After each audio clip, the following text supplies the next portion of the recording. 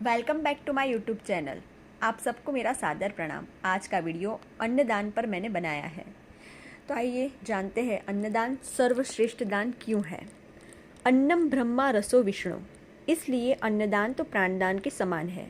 अन्नदान को सर्वश्रेष्ठ एवं पुण्यदायक माना गया है। धर्म में अन्नदान के बिना कोई भी जप तप आदि संभव नहीं है और पूर्ण भी नहीं माना जाता। अन्न एकमात्र ऐसी वस्तु है जिसे शरीर के साथ मन भी तृप्त हो जाता है। अन्न से शरीर चलता है, इसीलिए वह सभी दानों में श्रेष्ठ है और ज़्यादा फल देने वाला भी है। अन्न दान करने से वो सामने वाली व्यक्ति को तत्काल संतुष्टि प्राप्त कराता है। वन में श्री रामचंद्र जी ने दुखी होकर लक्ष्मण से कहा था, लक्ष्मण, संपूर्ण पृथ्वी अन्न से परिपूर्ण है, फिर भी हम लोगों को अन्न नहीं मिल रहा है। इससे यह जाना पड़ता है कि हम लोगों ने पूर्व जन्म में ब्राह्मणों को कभी अन्न का भोजन नहीं कराया। मनुष्य जिस कर्म रूपी बीज को बोता है, जैसे कर्म करता है, वह उसी का फल पाता है। संसार में यह ठीक ही कहा जाता है कि बिना दिए कुछ नहीं मिलता। भोजन योग्य जिस अन्न का दान किया जाता है वह अन्नदान परम श्रेयस्कर है।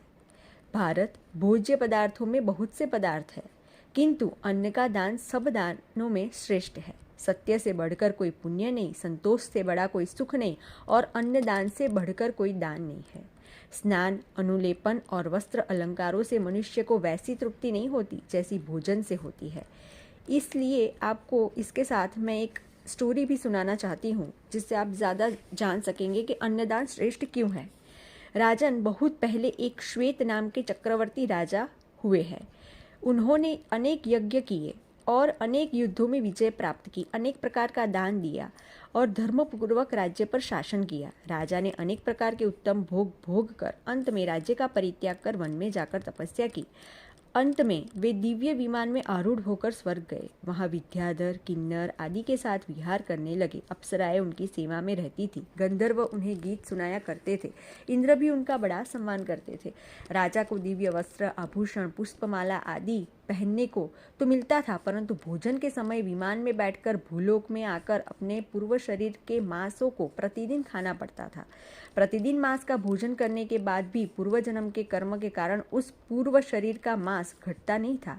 इस प्रकार प्रतिदिन मांस भक्षण से व्याकुल होकर राजा ने ब्रह्मा जी से कहा कि ब्राह्मण, आपके अनुग्रह से मुझे स्वर्ग का सुख प्राप्त हुआ है। सभी देवता मेरा आदर करते हैं, सभी सामग्री उपभोग के लिए प्राप्त होती रहती है, परंतु सभी भोगों के रहते हुए भी यह पापिनी शुद्धा कभी शांत नहीं होती, मुझे सदा सताती रहती है।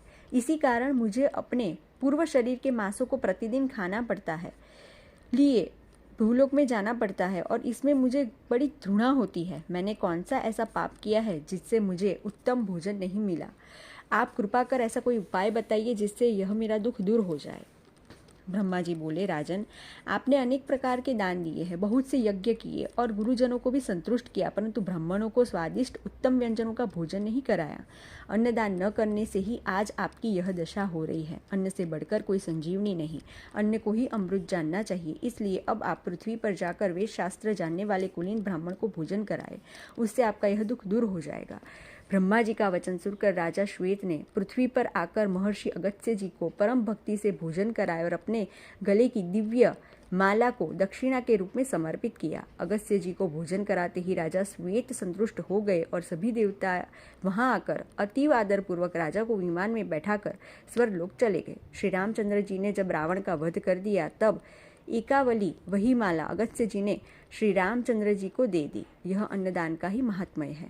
मेरा वचन सत्य है कि प्राणियों के लिए अन्न से बढ़कर कोई उत्तम पदार्थ नहीं है। अन्न जीवों का प्राण है, अन्न ही तेज, बल, सुख है, इसलिए अन्नदाता प्राणदाता है। भूखा व्यक्ति जिस दूसरे व्यक्ति के घर आशा करके जाता है और वहां से संतुष्ट होकर आता है तो भोजन देने वाला व्यक्ति धन्य हो जाता है। उसके समान पुण्यकर्मा कौन होगा? दीक्षा प्राप्त स्नातक, कपिला, गो, याज्ञिक, राजा, भिक्षु तथा महोदधि ये सब दर्शन मात्र से पवित्र कर देते हैं। इसलिए घर पर आए भूखे व्यक्ति को जो भोजन न दे सके उसका गृहस्थ आश्रम व्यर्थ है। अन्न के बिना कोई अधिक समय तक जीवित नहीं रह सकता। मनुष्य का दुष्कृत अर्थात किया हुआ दूषित कर्म अन्न में प्रविष्ट हो जाता है। इसलिए जो व्यक्ति जिसका अन्न खाता है वह अन्न देने के दुष्कृत का ही भक्षण करता है। इसके विपरीत अमृतमय पवित्र परान्न का भोजन करने वाला व्यक्ति का 1 महीने का किया हुआ पुण्य अन्नदाता को प्राप्त हो जाता है। जिस अन्न के दान का इतना महत्व है उसका दान क्यों नहीं करते? जो व्यक्ति ब्राह्मण, अतिथि आदि को भोजन आदि कराने तथा भिक्षा देने के पूर्व ही स्वयं भोजन कर लेता है वह केवल पाप ही भक्षण करता है। जिस व्यक्ति ने 10,000 या 1,000 ब्राह्मण को भोजन कराया है उसने मानो ब्रह्मलोक में अपना स्थान बना लिया है। ब्राह्मणों को खिचड़ी दान का और तिल दान का बहुत बड़ा महत्व है। मकर संक्रांति, मौनी अमावस्या, तिल षष्ठी, एकादशी के दिन उज्जैन में तिल और तिल के लड्डू का दान करने से पुण्य मिलता है। अगर आपको मेरा ये वीडियो अच्छा लगा हो तो उसे लाइक और सब्सक्राइब ज़रूर कीजिए।